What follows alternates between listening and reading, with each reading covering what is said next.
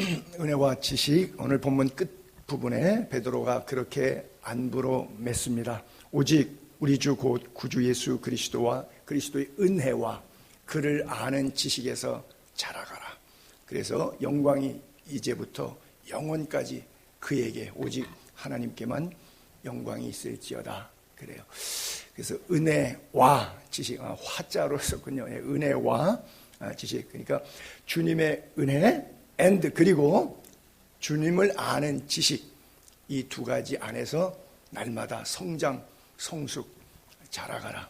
베드로의 마지막 고백처럼 오늘 이 아침도 성령께서 우리들에게 성령이 주시는 그 은혜 안에서 성령의 말씀을 들려주셔서 깨닫게 하시는 영적인 지식 안에서 여러분들이 주님 나라 갈 때까지 계속해서 뒤로 물러가 침륜에 빠질 것이 아니라 앞으로 자라고 성숙하고 성장해 가기를 주님의 이름으로 축복합니다. 우리 하나님은 생명의 주인이에요. 그렇죠? 사람들이 하나님을 모르니까, 하나님을 아는 지식도 하나님의 은혜에 대한 경험도 없으니까 생명이 내 것인 줄로 알아서 함부로 취급하는 사람들이 있어요. 여러분, 돈은 꾸겨진 돈이나 깨끗하고 바짝바짝하는 정말 손이 빌 정도의 돈이나 가치는 똑같아요. 그렇잖아요. 액면가 그대로잖아요. 돈이 좀 낡았던, 돈이 째거든 사용할 때는 똑같아요. 하나님께서 여러분들에게 주신 탤런트도 마찬가지예요. 그래서 조금 내 인생은 좀 구겨진 것 같으다, 낡은 것 같으다, 이렇게 생각하지 마시고 가치는 같기 때문에 그 가치, 삶, 목적대로 멋있게 사시기를 바랍니다. 우리 하나님의 위로와 소망이 이 땅 사는 동안 여러분의 가슴에 늘 흐르기를 바랍니다. 많은 사람들이 하나님을 몰라서 생명을 자기 것인 줄 알고 자기가 스스로 자기 생명을 내려놓는데, 우리가 흔히 살인하지 말라고 하나님 말씀에 남만 죽이는 것이 아니라 자기를 죽이는 것도 살인이라 그래요. 너무나 잘 아시다시피 여러분, 대한민국에 하루에 몇 명이 자살하죠? 한 40명씩 죽죠. 얼마 전에 그 멕시코 보니까 인터넷에 그 마을 사람들이 단체로 수십 명이 바다에 가서 그냥 죽었더라고요. 그래서 해변가에 시체가 막 널브러져 있어요. 이유가 뭐냐? 코로나에 감염돼서 죽기 전에 너무 공포에 질려가지고 그냥 여기저기서 사람들이 코로나 걸렸다 죽었다 그러니까 그냥 미리 죽어버린 거예요. 사람이 그렇게 어리석을 수가 있는 이유는 왜 그러느냐? 생명의 주인이 자기라고 생각하기 때문에 그래요. 대한민국에서 통계적으로 한 13,000명에서 15,000명 사이가 이렇게 1년에 죽어요. 대한민국 군대 가게 되면 일개 사단이 있어요. 완스타 투사들이 사단장들을 하는데 일개 사단 병력이 10,000명에서 많은 데는 15,000명까지인데 일개 사단 병력만큼 매년 이렇게 죽어요. 아프가니스탄 사태, 대한민국 사람 너무 유명한데 맨날 뉴스 봐서 아프가니스탄 사태 전쟁 때 죽은 사람의 토탈 인원이 15,000명이에요. 근데 대한민국은 그 아프간 전쟁 1년에 한 번씩 치릅니다. 스스로 목숨을 내려놓는 사람들이 그렇게 많아요. 통계 많이 보셨겠지만 OECD 가운데 대한민국이 자살 1위인데 영원히 안 바뀌죠. 지금 10년이 넘었어요. 1997년도인가요? IMF가 온 이후에 대한민국은 그렇게 자살이 많이 하는 나라가 아닙니다. 근데 언젠가부터 갑자기 세계적으로 자살을 많이 하는 나라가 됐는데 그 기준이 IMF예요. 그 전까지는 통계 치수가 그렇게 하루에 한 10명 안팎 이렇게 40명까지 올라간 적이 없어요. 그럼 IMF가 갖고 있는 게 뭐죠? 돈이죠. 그렇죠? 돈이 없으니까 그냥 죽는 거예요. 돈이 있으니까 살만하니까 살다가. 그래서 인생의 가치가, 삶의 목적이 너무 이렇게 돈으로 이렇게 함몰된 그런 느낌이 좀 없지 않아 있어요. 여러분, 거꾸로 이렇게 생각해 보면 자살자가 1년에 14,000명이라 그러면 성공한 사람만 14,000명이에요. 근데 실패한 사람, 저와 여러분은 실패해서 지금 여기 계신 거예요. 자살을 성공한 사람 비율이 제가 생각하기에 임의로 제가 혼자 생각해 보면 아마 한 10%만 성공했을 것 같아요. 죽고 싶은 사람이 다 죽은 건 아니거든요. 죽고 싶었지만 또 실패하고 못 죽은 사람들까지 있다고 따지면 14,000명이 아니라 실제는 14만 명이 죽으려 그랬는데 그냥 실패해서 아직까지 살고 있고. 그래서 재밌는 통계를 자살 그 협회에서 재밌는 통계를 학생들, 청소년들 대상으로 이렇게 설문 앙케이트 조사를 했어요. 무기명으로. 죽고 싶은 충동을 느꼈는가? 느꼈다면 1년에 한 몇 차례 그런 감정이 오는가? 그랬더니 중고등학생들이 1년에 4번 그런 감정이 온다고. 너무 이 통계 앙케이트 조사한 사람이 충격을 받았어요. 그래서 그러면 그 이유가 뭔가 그 다음 항목들이 좀 있는데 첫 번째는 성적 때문에, 두 번째는 가정 불화 때문에.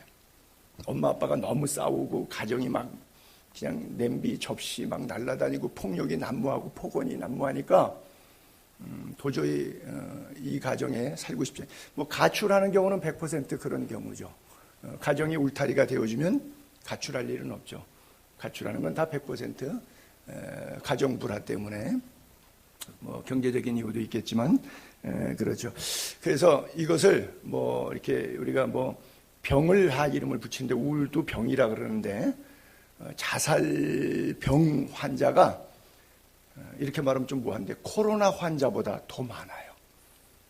그렇죠. 아직 코로나는 10만 명 안 돌파한 것 같은데 대한민국의 한 0.2% 정도가 한 10만 명 정도 감염자라고 이렇게 볼 수 있는데 그 가운데 뭐 90% 이상은 다시 또 나오고 또 그 가운데 뭐 사망자는 아주 극히 일부에 불과한데 어쨌든 그래요.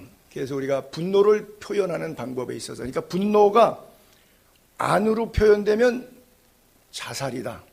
분노가 바깥으로 표현되면 살인이다. 어떤 심리학자가 그런 글을 썼더라고요. 어쨌든 여러분들 생명의 주인이 하나님이시기 때문에 강한 믿음으로 이 땅을 살아가게 되기를 바라고요. 이게 나쁜 것은 베르테르 효과가 있어요. 따라하기, 흉내내기. 여러분 잘 아시는 증평모녀 자살 사건도 연쇄 자살이죠. 남편이 가장 생활하기가, 가장으로서의 경제적 능력이 떨어지니까 그냥 생명을 내려놨어요. 그게 이제 딸하고 엄마가 열심히 살려고 하는데 한계가 있는 거예요. 왜냐하면 자살하신 가족에 대한 주변의 시선이 곱지가 않거든요. 그러다 보니까 너무 힘든 거예요. 그래서 그걸 이겨내지 못하고 딸을 자기 엄마가 죽여버리고 엄마도 스스로 목숨을 끊었어요. 그래서 이제 아빠가 먼저 그렇기 때문에 그런 일들이 있는 것이죠. 뭐 아시다시피 최진실도 자살하니까 동생도 또 따라서 몇 년 뒤에 또 최진실과 이혼했던 남자도 또 마찬가지고, 이런 현상들이 베르테르 효과처럼 계속 와요. 사진 한 장 제가 올려볼 때 여러분 다 보셨던, 뉴스에서 보셨던 그 사진인데, 이 사진을 보시게 되면 올려볼게요. 엘리베이터 안에 울고 있는 중학교 2학년 남자아이인데, 아마 뉴스에서 보셨죠. 저 한 10년 전 이야기입니다. 대구에 있는 중학생이 학교폭력, 왕따, 이렇게 너무 매를 맞고 돈 뜯김, 갈취를 당하고, 그러니까 엄마 아빠한테 유서를 남기고 자기가 사는 아파트 옥상에 올라가서 투신해서 죽었는데, 중학교 2학년짜리. 이게 이제 엘리베이터에 있는 CCTV죠. 마지막 장면을. 근데 이제 자기가 죽기 전에 저렇게 이제 너무 한심스러워서 울고 엘리베이터 타고 올라가는 장면이죠. 근데 저 장면보다 더 한 구절 찌릿했던 구절이 있었는데, 저 나중에 뉴스에 보게 되면 저 시간대 찍히니까 저거 찍히고 떨어져 내릴 때까지 옥상에서 얘가 얼마 동안 있었냐? 7시간 반 있었어요. 그 기사 한 줄이 저를 울게 했어요. 야, 그 7시간 반 동안의 시간이 있었는데 좀 붙잡아 줄 사람이 아무도 없었구나. 그 시간대 걔가 혼자 삶과 죽음의 중간에 있어서 얼마나 힘들었을까. 우리가 예수 믿는 사람이 생명을 죽이는 역할이 아니라 생명을 살리는 역할을 우리가 해야 되잖아요. 한국 교회가 뭐 했나? 나를 포함해서 목사들은 뭐 하고 있었나? 이 7시간 30분 동안 이 아이를 살릴 수는 없었는가? 그의 생애의 마지막 순간과 저 사진 찍은 걸로부터 7시간 30분의 간격 속에 우리가 할 일이 아무것도 하지 못했다는 것에 대해서 참 그런 가슴 아픈 생각들이 있어요. 미움, 다툼, 시기, 질투 버리고 우리 서로 사랑해. 어린 아이들이 주일학교 예배 시간에 부르는 찬송이죠. 이 아이가 예수를 믿었다면 달라지지 않았을까? 하나님의 은혜를 알았다면, 생명의 주인이 누구인지 그리스도를 아는 지식이 있었다면 이런 극단적인 선택은 피해가지 않았을까 그래요. 청소년들의 꿈이 뭐 연예인이 되는 것이지만 연예인들이 또 얼마나 많이 생명을 내려놓습니까? 그래요. 하나님의 은혜를 안다면 그렇지 못할 거예요. 그래서 전 세계적으로 OECD 가운데 1위인데 영원히 이건 안 바뀔 거예요. 2위 될 수가 없을 거예요. 왜냐하면 1위는 40명 가까이 죽는 대한민국이고요. 2위는 주로 어떤 때는 일본, 어떤 때는 독일, 한때는 IMF가 그리스에 왔을 때는 그리스도 2, 3위권에 올라오기도 해서 그리스는 항상 최하위인데 올라온 적도 있었는데 2위는 주로 17명, 18명이에요. 그러니까 1위와 2위 차이가 거의 2배가 나니까 우리가 2위하고 1위하고 바뀔 가능성은 없어요. 하나 있다면 전 국민이 예수 믿는 거겠죠. 하나님의 은혜를 알고 예수 그리스도의 십자가의 보혈로 구원받은 그를 아는 지식이 있다면 달라지겠죠. 오늘 본문에 베드로는 설교를 마감하면서 17절, 18절 부분에 그러므로 사랑하는 자들아 너희가 이것을 미리 알았은즉 무법한 자들의 미혹에 이끌려 너희가 굳센 데서 떨어질까 삼가하라. 오직 우리 주 곧 구주 예수 그리스도의 은혜와 그를 아는 지식에서 자라가라. 영광이 이제와 영원한 날까지 그에게 있을지어다. 여러분, 인생에서 가장 중요한 것이 바로 두 가지. 생명의 주인 되신 하나님의 은혜 아는 것, 그리고 그 생명을 우리에게 주시기 위해서 예수님이 대속하셔서 십자가 지셨다는 사실, 그 지식을 아는 것, 이것이 가장 중요합니다. 그래서 사도 바울은 이것을 깨닫고 하나님의 모든 것이 하나님의 은혜이다. 그리고 내가 가진 모든 것들은 배설물이다. 이런 고백을 하게 되죠. 고린도전서 15장 10절에 그러나 내가 나 된 것은, 내가 오늘까지 산 것은, 지금까지 지내온 것은 뭘로 살은 거예요? 하나님의 은혜라. 내게 주신 그 은혜가 헛되지 않다. 내가 모든 사도보다 더 많이 수고할 수 있다. 그러나 그 수고는 내 힘으로 한 것이 아니라 하나님의 은혜로 한 것이다. 오직 나와 함께 하신 하나님의 은혜로다. 빌립보서 3장 7절 이후에 그러므로 무엇이든지 내게 유익하던 것을 내가 그리스도를 위하여 다 해로 여길 뿐더러 또한 모든 것을 해로 여기는 것은 내 주 그리스도 예수를 아는 지식이 가장 고상하기 때문이다. 내가 그를 위하여 모든 것 잃어버리고 배설물로 여기는 이유는 그리스도를 얻기 위해서, 그 안에서 발견되기 위해서. 내가 가진 의 어디서 나왔냐? 율법에서 난 것이 아니다. 오직 그리스도를 믿음으로 말미암아 왔다. 곧 믿음으로 말미암아 하나님께서 나에게 주신 선물, 의, 그것이 하나님의 은혜라고 바울은 고백하고 있어요. 그래서 우리가 다 웰빙의 삶을 이야기하는데 진정한 웰빙은 하나님 은혜를 아는 것, 그리고 그 예수 그리스도의 십자가를 아는 것. 어떤 사람들은 하나님의 은혜로 잘 먹고 잘 산다. 물론 그것도 나쁜 것은 아니지만 육신적인 삶에 잘 먹고 잘 사는 것을 하나님의 은혜다라고 생각하는데요. 그렇게 따지면 예수님은 하나님의 은혜 못 받은 사람이고 사도 바울도 베드로도 결국 마지막 순교의 길을 갔던 그들은 하나님의 은혜를 못 받은 것이죠. 그래서 특별히 예수 안 믿는 사람들, 예수를 몰랐을 때는 은혜를 헛되이 값싸게 이렇게 느꼈을런지는 모르지만 여러분들이 정말 십자가의 피로 구속받아서 지옥 갈 것, 천국 갈 수 있도록 새 생명을 얻었다 그러면 여러분들의 은혜의 개념은 분명히 달라져야만 합니다. 히브리서 13장 8절을 볼게요. 예수 그리스도는 어제나 오늘에 영원토록 동일하신 하나님이죠. 그러므로 여러 가지 다른 교훈에 이끌리지 말라. 이것을 저는 꼭 은혜에 대한 해석을 오해하지 말라 이렇게 표현하고 싶어요. 마음은 은혜로 굳게 함이 아름답다. 이런 걸로 하지 말라. 뭐 음식으로, 즉 돈으로, 물질로 하나님의 은혜를 견주는 값싼 은혜로 취급하지 말라. 음식으로 말미암아 행한 자는 유익을 얻지 못하니. 여기서 음식이라고 하는 것은 단순한 먹거리라고 하는 표현도 이해할 수 있지만 여러분들의 삶의 의식주 전반에 그냥 쉬운 표현으로 돈, 물질, 만몬신 이런 것으로 이해하셔도 좋겠습니다. 또 로마서 14장 15절에 보게 되면 만일 음식으로 말미암아 형제가 근심하게 되면 이는 내가 사랑으로 행하지 아니함이라. 돈 멘프 때문에 무자비하게 하지 말라는 거죠. 그리스도께서 대신하여 죽으신 형제를 내 음식으로 망하게 하지 말라. 하나님의 나라는 먹는 것, 마시는 것이 아니고 오직 성령 안에 있는 하나님의 의, 하나님이 주시는 평강, 하나님이 허락하시는 기쁨, 그렇죠? 음식으로 말미암아 하나님의 사업을 무너지게 하지 말라. 특별히 교역자들이 돈 몇 푼 때문에 하나님의 거룩한 성령을 무너뜨린 일들도 있겠죠. 또 고린도전서 8장 8절에 보게 되면 음식은 우리를 하나님 앞에 내세우지 못한다. 우리가 먹는다고 해서 먹지 않는다고 해서 더 못 사는 것도 아니고 먹는다고 해서 더 잘 사는 것도 아니다.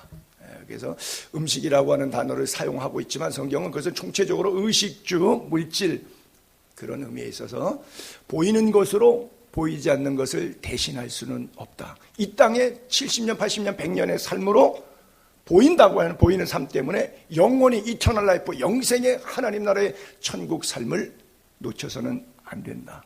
그것이 하나님께서 사도들을 통해서 우리들에게 가르쳐 주시고 싶은 메시지죠. 여러분 왕조실록 5000년 역사 이런 것 쭉 보게 되면 왕들은 대부분 40을 넘은 사람이 거의 없다 그러죠. 30대에서 40대 다 죽습니다. 왜요? 음식을 너무 많이 먹어서 영양 과다로 비만으로 죽은 거예요.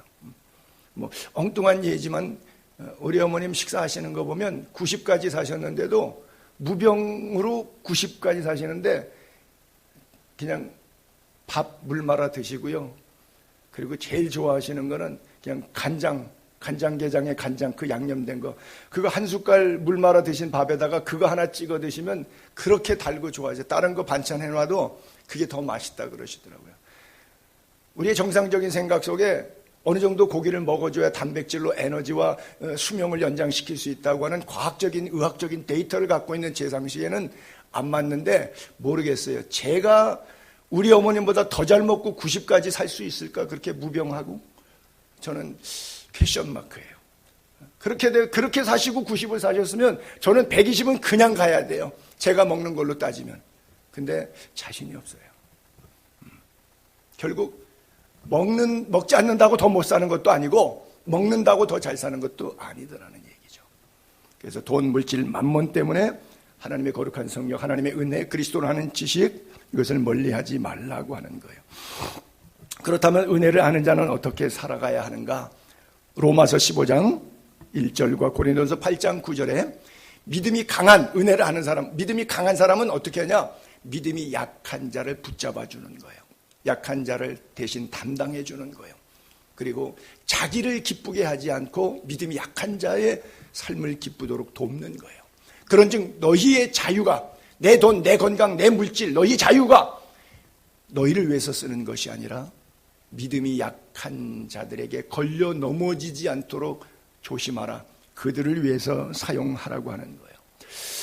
예전에 아굴이라고 하는 사람이 선지자 가운데 있었는데 책을 여러 권 썼는데 성경에도 인용이 되어 있어요. 예를 들면 잠언 30장 같은 건 아굴의 잠언이라고 써 있는데 거기에 보게 되면 아굴의 두 가지 기도 제목이 나와요. 하나는 내가 두 가지를 주께 구하였나니 내가 죽기 전에 거절하지 마시고 이 기도 응답된 삶을 살게 해주세요. 첫 번째, 헛된 짓 하지 않게 해주세요. 거짓말 하지 않게 해주세요. 이거 첫 번째 기도 제목. 두 번째는 경제적으로 일용할 양식 주세요. 왜? 가난하게도 마옵시고 부하게도 마옵시고 오직 필요한 양식으로 나를 먹여주세요. 왜? 배부르면 교만해. 하나님 힘 없어도 내 힘으로 내 돈 가지고 내 생에 죽을 때까지는 평생 사는데 지장 없어. 아주 교만한 거죠. 기도 안 해요. 믿음 생활 엉망이에요. 여호와가 누구냐? 내가 열심히 노력해서 돈 벌었지 내 힘으로 사는데 난 남 도움 없어 잘 살아. 기도할 필요 없는 이 인생 될까 봐 두렵다. 또 가난하면 남 패 끼칠까 봐 도둑질하고 하나님의 이름으로 야 예수 믿는 사람이 왜 그렇게 살아? 그렇게 게을러? 그렇게 불성실해? 왜 이렇게 남에게 민폐를 끼쳐? 이렇게 하나님의 이름을 욕되게 할까 봐 두렵다. 그러면서 자기 육신의 남은 생의 삶 2가지 기도 제목. 정직하게 살게 해주세요. 날마다 필요한 양식으로 교만하지도 않고 비굴하지도 않는 그런 삶을 살게 해주세요. 그래요. 우리가 때때로 성경에 보게 되면 내가 하나님의 말씀대로 살아야 되는데 말씀의 궤도를 이탈할 때마다 우리를 사랑하시는 것으로 우리를 징계하셔요. 그것이 뭐예요? 고난이잖아요. 고난당한 것이 내게 유익이라. 그것을 통해서 내가 주의 율례를 해야 돼. 욕심을 한껏 부렸는데 그렇게 하다 보니까 하나님께서 내 영혼이 지옥 가게 생겼거든요. 그러니까 지옥 가지 않도록 나에게 경제적으로 육체적으로 상황적으로 내가 원치 않는 어려움을 당하게 만들어요. 그것은 나를 사랑하시기 때문에. 만약 나를 사랑하시지 않는다면 그 길로 잘 가게 내버려 두면 돼요. 잘 먹고 잘 살다가 잘 죽어서 지옥에 잘 가도록 하나님께서 사랑하지 않는 자는 그냥 내버려 두시면 돼요. 그러나 굳이 사랑하시는 자는 그렇게 가면 거기는 지옥길이야. 돌아와 이 길로 가야 돼. 그래서 팍 인생을 꺾어 놓는 전환점이 있어요. 터닝 포인트가 있어요. 사도 바울의 다메섹처럼 모세의 떨기나무처럼 인생의 전환점이 있어요. 그것을 우리는 고난이라 그래요. 환난이라 그래요. 역경이라고 그래요. 하나님께서 인간을 고치시는 방법이죠. 자식을 여러분 징계할 때, 여러분 자녀들 길러볼 때 애들을 때리죠. 말 안 들으면. 왜? 나쁜 놈이니까 죽여버리려고 때리는 그런 부모가 있나요? 아니요. 살리려고 때리는 거예요. 하나님도 마찬가지예요. 징계가 씁쓸하지만 은혜가 달콤한 은혜만 있는 것이 아니라 씁쓸한 은혜가 있듯이지. 부모가 자식을 때릴 때 내 자식이 아니고 의붓 자식이다 그러면 그냥 미워서 때릴 거예요. 뭐 그런 일들이 신문에 많이 나잖아요. 뭐 정인이 사건을 포함해서. 그러나 정말 자기 자식이라 그러면 때릴 때 아파요. 그리고 맞아서 애가 울고 있고 우울해하고 있으면 부모는 돌아서서 가슴으로 또 울어요. 그게 왜? 사랑하니까. 여러분들이 힘들어할 때, 너무 힘들어서 하나님께 반항조로 막 시비할 때 하나님께서 하늘에서 여러분들의 그 반항조의 기도까지 들으시고 하나님은 여러분보다 더 힘들어하세요. 그래야 하나님 앞에 말씀으로 서겠기에 하나님의 사랑을 표현해 줬는데 인간이 그 하나님의 사랑을 수용할 만한 능력이 안 되니까 하나님이 잠잠아 기다리시면서 그때를 기다리시는 거예요. 여러분들 인생 살면서 원치 않는 아픔과 고통이 있을 때마다 기억하세요. 내가 자녀를 때렸을 때 정말 미워서 때렸는가? 잘 되라고 때렸는가? 하나님이 나를 얼마나 사랑하시는가? 주님의 사랑의 모습이 보이고 주님의 사랑의 음성이 말씀을 통해서 여러분 귓가에 들려질 수 있게 되기를 바랍니다. 고통과 질병의 순간 사실은 2가지라고도 볼 수 있죠. 실로암의 장님을 고쳤을 때는 그의 죄도 아니고 그의 부모의 죄도 아니고 그를 통해서 하나님이 행하고자 하는 일을 나타내고자 함이니라. 그래서 어떤 때는 하나님의 역사를 위해서 내가 당하는 고통도 있어요. 욥의 애매한 고난도 있고요. 이런 고난도 없지 않아 있습니다.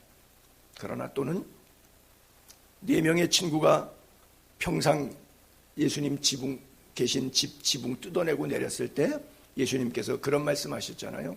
내 자리를 일고 걸어가라. 그리고 내 죄의 사함을 받았느니라. 그렇죠? 그 이야기는 중풍병의 이유가 네 죄 때문에 생긴 것이다. 그래서 인간이 갖는 고통에는 2가지 양면성이 있는데 기도하면 이 문제를 하나님께서 각자에게 들려주십니다. 그리고 어떻게 처방해야 되는지, 의사가 우리 병이 잘 몰라서 왜 그런지 가져가면 의사는 딱 보고 차트에 의해서 진단해서 이 약을 쓰십시오, 저 약을 쓰십시오, 진단 처방전이 나오듯이 우리가 하나님께 우리의 죄악의 문제를 가지고 나아가면, 기도하면 하나님께서 기도하는 가운데 나에게 말씀하십니다. 꿈으로도 환상으로도 음성으로도 내가 지적받아야 될 부분, 내가 회개해야 될 부분, 내가 고쳐야 될 부분, 내가 바로 돌이켜야 될 부분, 내가 방향을 선회해야 될 위치 정확하게 GPS 내비게이션처럼 하나님께서 우리의 갈 길을 인도하십니다. 왜? 예수 그리스도가 길이요 진리요 생명이시기 때문에, 그분만이 유일한 생명의 길이시기 때문에 우리에게 분명히 말씀하십니다. 다윗은 고난을 참 많이 당한 사람이지요. 그래서 끝까지 성공적인 왕이 되었습니다. 이스라엘의 통일왕국 시대 세 왕 가운데 두 번째가 다윗인데 첫 번째 사울은 고난이 없었어요. 그냥 한 일은 평생 다윗 죽이려고 3,000명 군인 풀어갖고 엔게디로 광야로 쫓아다니면서 추격장을 시기 질투 미움밖에 없었어요. 그래도 고난이 없었어요. 하나님의 특별한 은혜로 이스라엘 백성을 사랑하시니까 그 백성의 구원을 위해서 왕은 잘못하지만 하나님께서 전쟁하면 이기게 해주시고 그렇게 놔두셨어요. 결국은 비참하게 길보아 전투에서 적군에게 죽는데, 자기가 적군의 칼에 맞으니까 유혈이 낭자해서 결국 살지 못하고 죽을 텐데 적군의 칼에 죽었다고 하는 불명예를 안기 싫어서 자기 배에다가 칼을 대고 그냥 엎드려져서 자살합니다. 솔로몬 역시 나이 60에 비참하게 질병 걸려서 죽는데, 저는 개인적으로 아마 성병으로 죽었을 것이라고 생각하는 목사 가운데 한 사람이에요. 부인이 1,000명이니까 그 부인이 요조숙녀 1,000명이 아니라 이방 신들을 갖다가 우상성의 무당 같은 여자들이었거든요. 무당 같은 여자들이니까 화장 얼마나 화려하게 하고 끼는 또 얼마나 부렸겠어요.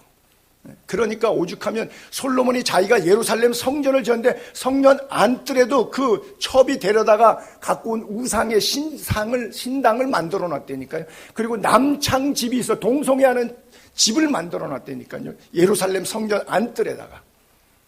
그 정도면 인생 말종을 사는 거죠. 말이 솔로몬이 지혜왕이지 그 지혜는 악용된 지혜였어요. 여러분 가끔 뉴스나 신문에 나오는 거 보면 아주 고등진흥범들 얼마나 학력 좋습니까? 서울대가 좋다 나쁘다 서울대학 나왔고 교수하고 얼마나 똑똑해요. 생긴 것도 얼마나 잘생기고. 근데 얼마나 사악해요. 한 짓들의 결과를 보게 되면. 인간이 그런 거예요. 다윗은 고난 때문에 하나님께서 궤도를 수정할 때마다 눈물로 침상을 적시면서 하나님 앞에 돌아왔어요. 근데 솔로몬은 부귀영화 누리면서 좋은 세월 가운데 멸망의 길로 갔고, 사울도 시기 질투하다가 자살하고 말았어요. 고난이 얼마나 은혜이고 얼마나 축복입니까? 그냥 잘 먹고 잘 살다가 잘 죽게 만들었으면 지옥 갔을 텐데, 우리는 자기 영광을 위하여 살고 있습니까? 하나님의 영광을 위하여 살고 있습니까? 우리 교회 다녔던 그 이상백 집사님이 페이스북에 자기의 간증을 올렸더라고요. 자기가 고3 때 아버지가 53살이었는데 고등학교 수학선생인데 교통사고로 병원에 6개월 동안 들어가서 머리끝부터 발끝까지 전체 수술을 다 하고 결국은 학교 교사가 못하니까 퇴직하고 그리고 병석에 들어 누우신 거예요. 고3 때. 그리고 대학을 어렵게 진학을 했는데 졸업할 때 되니까 또 추운 겨울에 어머님이 뇌출혈로 쓰러져 가지고 병원에서 사경을 헤매, 그리고 퇴원하고 오셨는데 그날 하나님한테 교회 가가지고 온누리교회 청년부 다니고 그랬었는데 대학부 교회 가가지고 울면서 하나님, 남들은 평안하게 잘 사는데 왜 우리 집은 이렇게 힘들어요? 울면서 하나님 앞에 통곡하며 기도했대요. 근데 성경 구절이 한 구절이 떠오르더래요. 여호와는 나의 목자시니 내게 부족함이 없으리로다. 화가 나겠죠. 어떤 사람은 왜? 이게 부족함이 없어서 이렇게 힘들게 사는데 아마 그 원망했을 때 이게 은혜로 다가오더래요. 그 말씀이 그렇게 위로가 되더래요. 내가 아는 어떤 세문안교회 집사님은 남편이 죽어요. 남편하고 16살 차이가 나니까 집안에서 반대했는데 그래도 하겠다고 해서 남편 사랑한다고 해서 했는데 이 남편이 결혼해서 뭐 한 10년 살다가 일찍 죽어버리니까 얼마나 이 여자가 힘들겠어요. 그리고 들리는 소리가 어떤 소리를 듣겠다고 생각하겠어요. 근데 세문안교회 부목사님이 와서 장례 집례를 했는데 사람이 감당할 시험 당한 일이 없고 시험 당할 적에 피할 길을 내서 능히로 감당하게 하신다고 그 구절을 읽고 장례 조문 예배에서 위로하는데 속에서 화가 나더래요. 너도 네 마누라 죽어봐라. 그런 성경 구절이 읽어질 거다. 차마 부목사에게 대들고 그걸 설교라고 하냐고 쏴붙이지 못하고 속으로 너무너무 그 성경을 읽는데 화가 나더래요. 여러분, 저는 그 집사님의 간증을 들으면서 너무 충격을 받았어요. 야, 목사가 신방 가서 메시지 전할 때도 이거 굉장히 신경 쓰고 전해야 되겠구나. 나는 은혜로운 말씀 준다고 주는데 상대는 그것이 안 받아들이니까 이게 독사처럼 독이 여기서 나오는구나.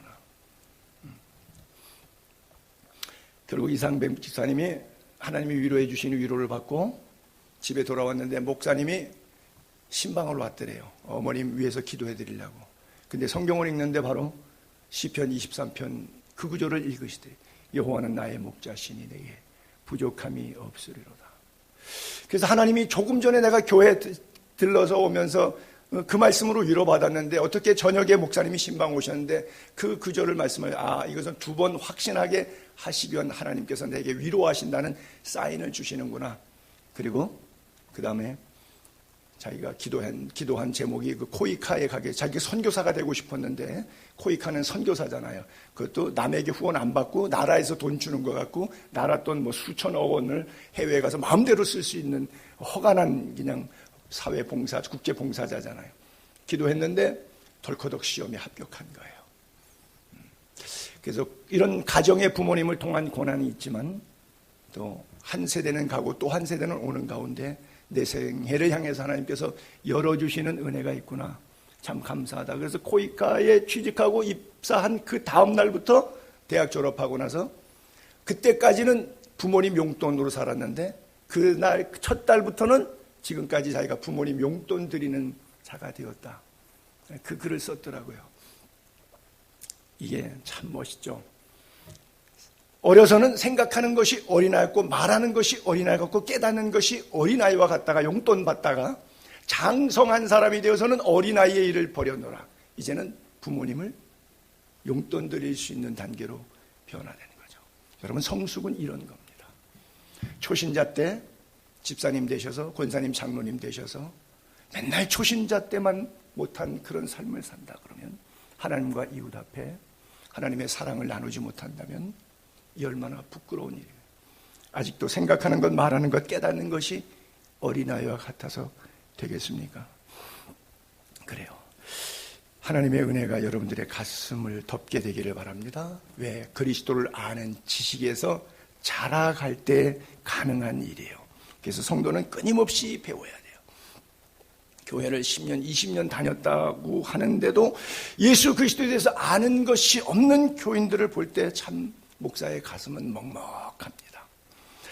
신명기가 바로 그런 거예요. 광야에 40년 인도했는데 첫 세대는 시내산에서 나온 지 1년 3개월째 하나님께서 시내산에 불러 율법을 주셔서 그것을 선포해서 광야에서 가르쳤는데 40년 뒤에 이제 약속의 땅에 들어갈 때쯤 되니까 1세대 죽고 2세대가 살아 2세대는 하나님의 말씀에 대해서 전무한 거예요. 그래서 다시 한번 말씀한 게 바로 이게 신명기예요. 여러분, 신명기를 늘 가슴속에 담기를 바랍니다. 무슨 말씀이에요? 내가 복음으로 살지 말고 주의 복음으로 사세요. 교회를 다녀도 잔뼈가 예배당 안에서 굵어가지고서는 못된 건 죄다 봐가지고서는 교회 싸움하는 거, 목사 장로지간에 당회 싸움하는 이런 거 못된 것만 많이 봐가지고 들어가지고 나도 모르게 이게 내 몸에 배가지고 그렇게 살지 마시고 다 놓고 갈 거예요. 이해하고 사랑하고 용서하고 허물 덮고 살게 되기를 바랍니다. 오직 그리스도를 아는 지식에서 십자가만 붙들고 자라가게 되기를 바랍니다. 잠언 1장 7절에 뭐라고 말씀하세요? 여호와를 경외하는 것이 지식의 근본이다. 그래요. 돈 버는 이유가 여호와 경외하려고, 공부하는 이유가 여호와를 경외하려고, 모든 이유 지식의 근본이 뭐예요? 하나님 경외한다는 것은 두 가지 단어를 포함하고 있죠. 하나는 두려워한다. 하나는 사랑한다. 하나님을 두려워할 줄 알고 하나님을 사랑할 줄 아는 것. 그것이 여호와를 경외하는 거예요. 여러분, 교회 다닌다고 구원받는 것은 절대 아닙니다. 예수 그리스도를 믿고 말씀대로 여호와를 경외할 때 구원이 완성될 줄로 믿습니다.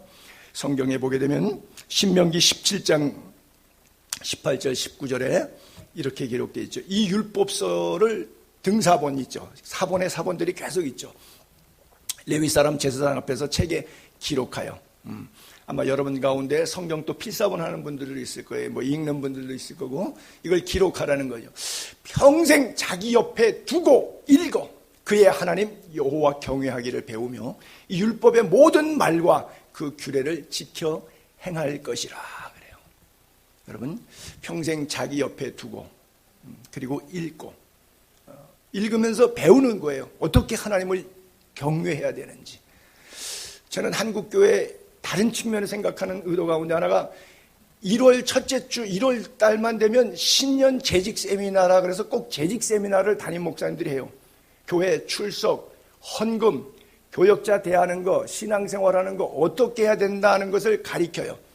그래서 저는 한 번도 가르친 적이 없는데 그것을 매번 하라는 거예요. 뭐 우리 집사람들한테 뭐 우리 재직 세미나 해야 되지 않겠냐고, 교회 어떻게 섬기는 건지 성경적으로 가르쳐 줘야 되지 않겠냐고. 맞아요. 배우고 가르쳐야 돼요. 근데 저는 왜 안 가르치느냐? 제 똥꼬집이죠. 은혜 받으면 알아서 한다. 억지로 되지 않는다. 알아서 한다. 누가 우리 교회 할 때도 목사님 건축 공부 한번 합시다 그러더라고요. 건축 공부를 왜 해요? 하고 싶으면 자기가 하면 되지. 그렇잖아요. 그 다른 사람까지 왜 내고 싶지 않은 사람까지 왜 내는 그런 광고를 해요? 필요 없죠. 그렇죠? 하나님 은혜 감사해서 자기 마음에 감동 오면 무슨 종류의 헌금이든지 누구에 대한 섬김이든지 어떤 일에 대한 봉사이든지 자원에서 기쁨을 하나님이 은혜 주시는 대로 해야 돼요. 뒤에다가 통을 놓고 헌금 자율제로 하는 이유도 뭐죠? 바로 그런 거죠. 각자의 은혜를 따라서. 그래서 배운다는 것은 하나님의 말씀에서 배워야지 목사가 말해서 배우면 반발 생기죠. 흔히 말해서 너나 잘하세요지. 여러분 목사가 가르치는 거는 한계가 있어요. 기껏 가르쳐봐야 나한테 잘하는 얘기로밖에 안 됩니다. 그렇잖아요. 왜요? 잘 이해가 안 되시겠지만 여러분들의 영혼의 목자이고 여러분들에게 보이는 하나님으로 여러분들의 다니는 교회 담임 목사를 그렇게 세우셨어요. 그럼 여러분들이 하나님을 잘 섬기려고 하면 여러분들의 교회와 여러분들의 교회 담임 목사가 평안한 가운데 마음이 불편하지 않고 기쁨으로 자원함으로 목양할 수 있도록 만들어줘야 돼요. 그럼 그런 얘기를 쭉 풀어나가면 무슨 얘기예요? 나한테 잘해. 이런 얘기밖에 안 돼요. 아무리 미사여구를 써서 포장을 해도 여러분 각자가 성경을 통해서 하나님이 주신 은혜를 받아서 은혜를 따라 사시면 돼요. 이게 뭐예요? 평생 자기 옆에 두고 읽고 하나님 경외하는 거 배우고 그의 모든 말, 규례를 지켜 행할 것이니라. 어떤 사람은 배우는데 행동하지 않지요. 대부분 우리가 그렇게 살죠. 많이 알아요. 안다고 그거 다 써먹습니까? 그렇지 않죠. 그래서 읽고 배우고 그것을 실천한다. 이것이 성경 우리에게 가르쳐 주시는 메시지인데 쉽지 않은 부분이에요. 또 신명기 31장 11절에 보게 되면 온 이스라엘이 내 하나님 여호와 앞 그가 택하신 곳에 모일 때 율법을 낭독해서 온 이스라엘에게 듣게 할지니 곧 백성의 남녀 어린이 성읍 안에 거류하는 외국 사람까지 다 모아서 그들에게 듣고 배우게 하라. 내 하나님 여호와를 경외하는 것을 이 율법의 모든 말씀을 지켜 행하게 하고 또 너희가 요단을 건너가서 차지할 땅에 거주할 동안에 이 말씀을 알지 못하는 그들의 자녀, 왜 세대가 바뀌었으니까 다음 세대는 안 배우면 모르는 거니까 그 사람들에게 들려줘라. 그래서 내 하나님 여호와 경외하기를 배우게 가르쳐라. 계속해서 하나님은 또 요한계시록 1장 3절에도 마찬가지죠. 이 예언의 말씀 읽는 자 듣는 자 그 가운데 기록한 것을 지키는 자가 복이 있다. 왜? 때가 가까움이라. 그리고 요한일서 2장 17절에도 이 세상 다 지나간다. 정욕도 그 화려함도 그 사치스러움도 재밌는 모든 것들도 다 지나간다. 그러나 안 지나가는 거 하나 있어. 영원한 거 하나 있어. 오직 하나님의 뜻을 행하는 자. 이 사람이 영원히 거하느니라 그랬어요. 다 지나가고 하나님의 말씀만 남습니다. 그러므로 우리가 하나님의 말씀대로 살아야 돼요. 왜 성경은 끊임없이 인간에게 하나님의 말씀대로 살으라고 강조하고 또 강조하느냐? 인간 때문에 그래요. 인간의 행복을 위해서 그래요. 신명기 6장 24절을 보면 여호와께서 우리에게 이 모든 규례를 지키라 명령하셨으니 왜냐하면 우리가 우리 하나님 여호와를 경외하였기 때문에 항상 복을 받도록 또 여호와께서 우리를 오늘같이 살게 하기 위해서 내가 오늘 너의 행복을 위하여 너에게 명령하는 여호와의 명령 규례를 지킬 것이 아니냐. 즉 하나님의 말씀대로 사는 것이 가장 무슨 기계를 샀을 때 박스를 뜯으면 그 안에 사용 설명서가 있는데 그 사용 설명서대로 쓰면 기계가 안 망가지는데 지가 조금 안다고 사용 설명서 그냥 보증서랑 그냥 옆에다가 팽개치고 이거 나 알아 그러고서 지 멋대로 쓰는 거예요. 그러다 보니까 기계가 망가져서 서비스 센터 갈 일이 있거든요. 그렇게 하지 마시고 사용 설명서 열어서 다시 한번 보시는 것처럼 그래야 기계를 정확하게 잘 효과적으로 오래 쓸 수 있는 것처럼 인생은 어떻게 살아라. 인간이 어디에서 왔고 어떻게 살다가 가게 되면 어느 곳으로 가게 되는지 둘 중에 한 것을 택할 텐데 둘 중에 한 곳을 택하는 것은 문 앞에 서서 선택하는 것이 아니라 살아있을 때 선택하는 것이다. 이미 살아있을 때 천국과 지옥은 결정난다. 이것을 배우는 거예요. 인간 사용 설명서입니다. 우리가 가장 영육간에 강건하게 사는 방법을 가리키고 있어요. 박해 시대일수록 예수 그리스도라는 지식이 1세기는 더 필요했었겠죠. 디모데후서 3장 12절로 14절까지 보게 되면 무릇 그리스도 안에서 경건되이 살고자 하는 자는 박해도 받는다. 그래서 세상은 여전히 악한 사람들이 있으니까 속이는 자들은 더 악해요. 정치, 경제, 사회, 문화 어떤 면에서 세상은 더 악하게 돌아가지 선하게 돌아가지 않습니다. 왜? 세상이니까. 그리고 세상의 공중곳에 사탄이 잡았으니까 속이기도 하고 속기도 하고 그러는 거예요. 그러나 너는 배우고 확실한 일에 거하라. 무엇을 배우고 무엇의 확신이죠? 하나님의 말씀에 대한 확신. 여러분들도 늘 성경 읽기를 바랍니다. 우리 교회 나오시기 시작해서 아마 제가 나눠드린 성경 일독표 주보에 매일 데일리 읽는 구절 그대로만 읽으셨으면 우리 교회 나오신 지 5년 되신 분은 5독 벌써 끝나신 겁니다. 다음 달이면 벌써 10주년 되는데 10년 되신 분은 10독 하신 거예요. 말씀대로만 하셨으면 열심히 배우시고 말씀의 확신 안에 거하게 되기를 바랍니다.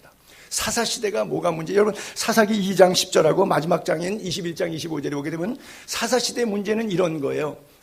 그 세대 사람 다 조상들에게 돌아갔어요. 1세대 죽었는데 2세대가 성경 공부 안 했어요. 그 후에 일어난 다른 세대는 여호와를 알지 못해. 그리고 하나님께서 이스라엘에게 만나와 메추라기, 홍해바다, 요단강 이 행하신 일들을 알지 못해. 배워야 알죠. 배워야 알죠. 여러분 영어로 아버지를 father이라고 그러고 엄마를 mother이라고 그런데요. 여러분 아시는 분 있을 거예요? 다 웬만하면 아실 거예요? 근데 이거 어떻게 알죠? 생전 못 들어봤을까요? 들어봤을까요? 들어본 거예요. 한 번도 안 들어봤으면 그게 뭔 말인지 몰라요. 예를 들어서 여러분들은 헬라어를 잘 모르실 거예요.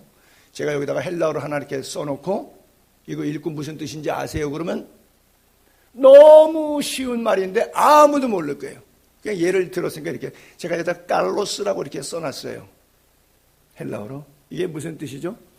깔로스. 몰라요. 아무도 몰라요. 나는 알아요. 이게 뭐예요? 굿, 좋다 이 뜻이에요. 깔로스, 좋다. 아무도 몰라요. 왜? 들어본 적이 없으니까. 하나님이 무궁한 40년의 광야교회 이끄심의 역사가 있었던들 들어본 적이 없는데 배운 적이 없는데 어떻게 알아요? 그러니까 21장 25절처럼 뭐예요? 그때 사사시대 때 사람이 각기 자기 소견에 옳은 대로 행하였더라. 자기가 하나님이야. 들어본 적이 없어. 배운 적이 없어. 그래서 말씀을 읽고 하나님 말씀이 우리에게 뭐라고 하시는지를 들으셔야 돼요. 이런 코로나 시대를 살아가면서 신앙생활하기가 만만치 않거든요. 정말 그 사사시대 대표적인 기도의 여인이 바로 한나였죠. 한나의 기도를 한번 볼게요. 사무엘상서 2장 1절 보게 되면 한나가 기도하여 이르되 내 마음이 어디에 있어요? 여호와로 말미암아 즐거워하며 내가 주의 구원으로 말미암아 기뻐요. 한나가 둘째 부인이 이 분인나가 있었는데 분인나는 자식이 없고 한나는 자식이 없어 얼마나 마음이 격동하고 막 성전에 와서 울면서 기도하니까 엘리 제사장 목사 당시 목사님이 야 왜 낮에부터 이렇게 술 먹고 주절거리냐 예배당에서 꼴사납게 여자가 이러고 목사한테까지 비난받을 정도로 자기 마음이 아팠던 여자예요. 근데 그 여자의 가슴 속에 어떻게 기쁨과 즐거움이 있죠? 하나님. 상황과 환경을 뛰어넘는 기쁨과 즐거움은 어디로부터 오는가? 하나님. 한나의 기도. 이 코로나 시대에 여러분들에게 가슴에 이 기도가 있기를 바랍니다. 여호와와 같은 거룩한 이가 없다. 이는 주밖에 다른 신은 없다.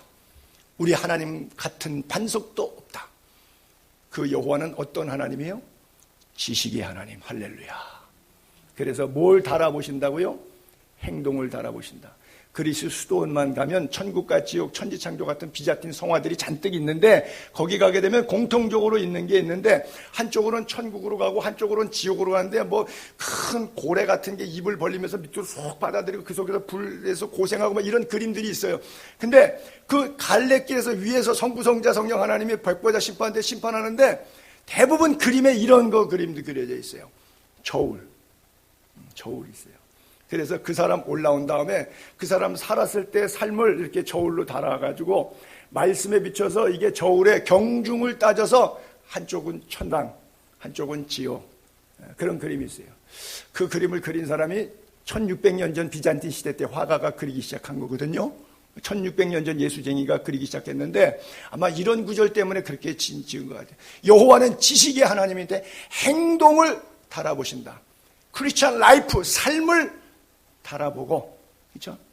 장로교단에서 전통적으로 뼈가 굵으신 분들은 무조건 절대 예정으로 구원받으니까 행동으로 구원받는 거 아니니까 믿음으로 다 구원 얻으니까 그냥 갈 거다.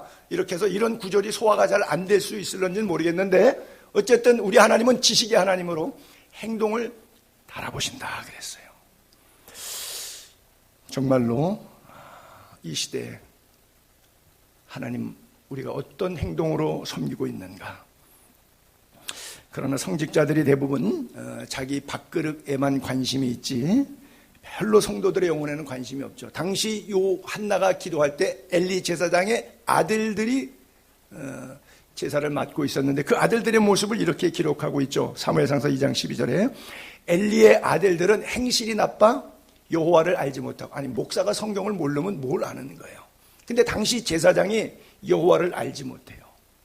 이 소년들이 죄가 여호와 앞에 심히 크므로 성전에 있는 여인들 강간하질 않나 제사를 드리는 음식을 자기가 배고프니까 먼저 먹겠다고 고기 잘라내라 그래서 이거 제물로 드려야 되는데 그냥 내가 알아서 먹을 테니까 삶은 고기 삶는데 그냥 가서 그냥 가져가 버리고 이 목회자가 막 이러는 거예요.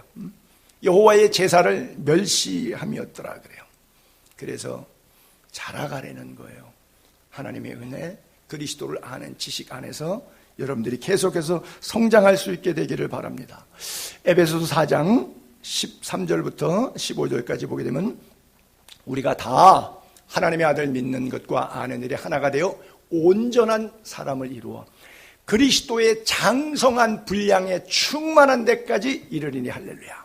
이는 우리가 이제부터 어린아이가 되지 않고 사람의 속임수, 목사의 헛된 설교, 간사한 유혹, 사탄의 유혹들 빠지지 않고 온갖 교훈의 풍조에 밀려 이 사람 이 소리하고 저 사람 저 소리하고 요동하지 않고 성경을 통해서 검증해보고 오직 사랑 안에서 그리고 행동, 섬김, 실천은 사랑으로 하는 것 참된 것을 하여 범사에 그에게까지 자랄지니 그는 머리니 곧 그리스도라.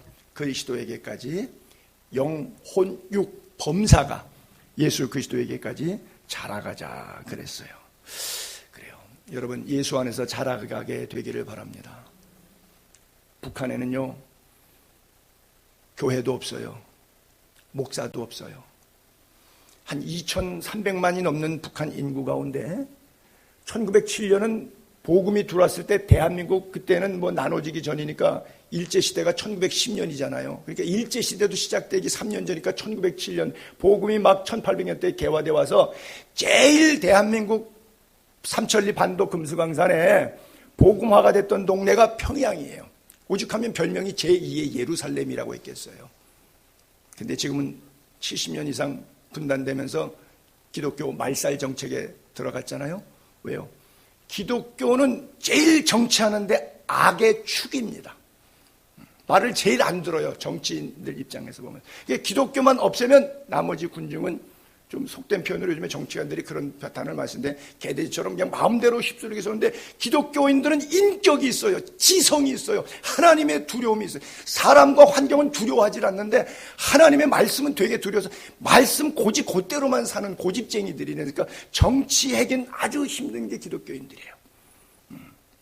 그래서 기독교인들을 재편시켰어요. 그래도 얼마나 했느냐? 추정치로 5,000명 내지 10,000명의 신자들이 2,300만 북녘 땅 동포 가운데 있어요.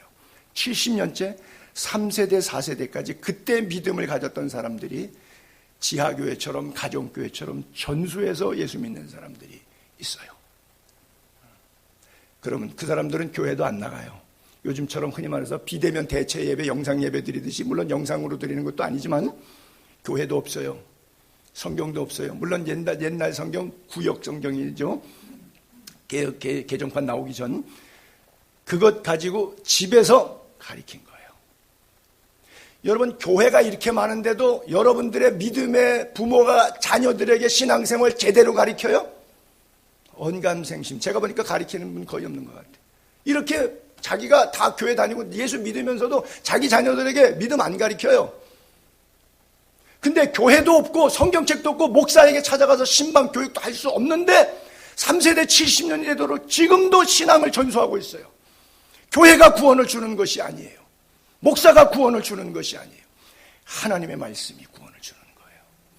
하나님의 은혜를 알고 그를 아는 지식에서 자라가려는 거예요. 북녘교회는 있는데 남녘교회는 없어요. 이게 너무나 안타까운 것이죠. 성경은 필연적인 성장을 요구하는데 순간적으로 자라지 않고 점진적으로 자라간다고 그래요.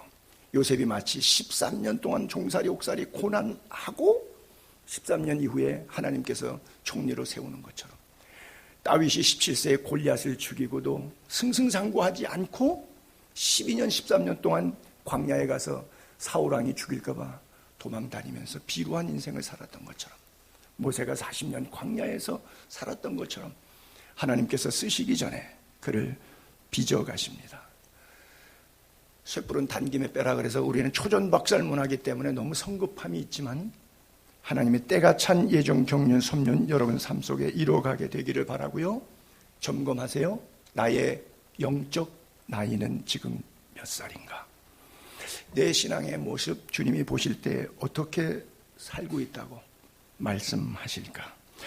디모데후서 2장 15절에 보게 되면 너는 진리의 말씀을 옳게 분별하며 부끄러움이 없는 일꾼으로 인정된 자로 자신을 하나님 앞에 드리기를 힘쓰라. 욥기서 23장 10절에 보게 되면 그러나 내가 가는 길을 그가 아시나니, 욥의 고난 속에서 인생길을 가는데 그 길을 하나님이 아셔요. 그가 나를 단련하신 후에는 내가 순금같이 나오리라. 내 발이 그의 걸음을 바로 따라갔으며 내가 그의 길을 지켜 치우치지 아니하였고 내가 그의 입술의 명령을 어기지 아니하고 정한 음식보다 그의 입의 말씀을 귀히 여겼도다. 여러분 11절에 보게 되면 참 재미있는 표현이 내 발이 그의 걸음을 바로 따랐으며, 왜 어렸을 때 여러분 시골에 자란 분들은 그런 경험 있죠. 엄마 아버지가 앞에 먼저 걸어가면 눈 내렸을 때 걸어가면 따라가는 애는 엄마 아빠 걸어갔던 그 발자국을 그대로 밟고 가면 눈에 안 빠지고 가죠. 그렇죠? 왜 눈이 수북하니까 막 종아리까지 눈이 깊을 때는 어떻게 앞에 어른이 따라간데 밟고 가면 괜찮아요. 장난삼아라도 그런 경험들이 있을 거예요. 지금 뭐예요?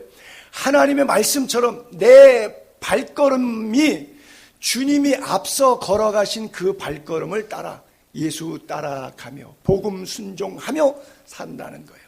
그래서 내 가는 길을 그가 아시기 때문에 지금은 고난, 연단, 단련의 시간이지만 나중에 순금처럼 나온다고 하는 거예요.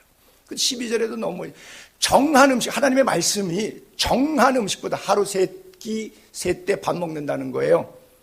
그것보다 그의 입의 말씀을 귀히 여겼도다. 3끼 밥은 먹는데 성경은 3분도 안 읽었다, 이게 아니고 3끼 밥 먹는 것보다 더 귀하게 성경 읽는 시간, 말씀 가까이 하는 시간 24시간 가운데 투자하고 살았다. 왜? 밥 먹는 것보다 송이꿀보다 더 나은 하나님의 말씀을 사모해서 그 말씀을 읽고 이 말씀을 묵상하고 이 말씀대로 살고자 몸부림쳤다고 하는 거예요. 이게 욥의 신앙이에요. 그래서 그리스도를 아는 지식이라는 것은 복음을 아는 지식이고 동시에 세상을 영적으로 어떻게 살아가야 하는지를 알게 하는 지식이라고 하는 거예요. 그러나 우리가 육신적 삶을 평가해서 무조건 이건 하나님의 뜻이다, 아니다, 내가 잘 되면, 예를 들어서 시험을 봤는데 합격했으면 하나님의 영광, 떨어졌으면 야 이거 내가 하나님의 영광 가린 거 아닌가, 이렇게 근시안적으로 삶을, 내가 병들면 하나님의 영광 가렸다, 내가 건강하면, 예수 믿는데 목사가 이렇게 건강하잖아 그러니까 귀감이 됐다. 아니요, 병든 가운데서도 하나님께서 세우시는 분들, 안양의 평촌중앙교회 그 박중식 목사님이라고 하는 분은요, 10,000여 명 이상 교회를 크게 부흥시켰는데 그분은 환자 중에 환자예요. 걸어다니는 종합병원이에요. 아주 거의 지쳐서 설교도 못 하시는 분이에요. 지금은 이제 사위가 받아서 그 이제 은퇴하시고 하셨지만 한 20년 동안 병석에서 주일 설교 한 번 간신히 하면 다행이었어요. 근데 10,000명 이상 교회가 부흥했어요. 보편적으로 보면 아유 목사가 너나 기도 잘해서 네 병이나 고쳐, 이게 정상이에요. 그렇죠? 여러분 욥기서 35장 6절 7절 8절에 보면 이렇게 평가합니다. 그대가 범죄한들 하나님께 무슨 영향이 있겠으며 그대의 악행이 가득한 듯 하나님께 무슨 상관이 있겠느냐. 그대가 의롭다면 얼마나 의로워서 하나님께 너 무엇이나 드릴 수 있겠냐. 그가 그대의 손에서 무엇을 받으시겠냐. 하나님께서 그대 손에서 뭘 받겠냐. 그대의 악은 그대와 같은 사람에게나 있는 것이요 그대의 공의는 어떤 인생에게도 있느니라. 아주 기가 막힌 메시지예요. 응? 그대의 악은 그대 같은 사람은 당신은 악인이야, 이 얘기죠. 네가 혹시 잘한 거 있어? 그대의 공의? 다른 사람들은 너보다 더 잘한 사람들이 얼마나 많은 줄 아냐?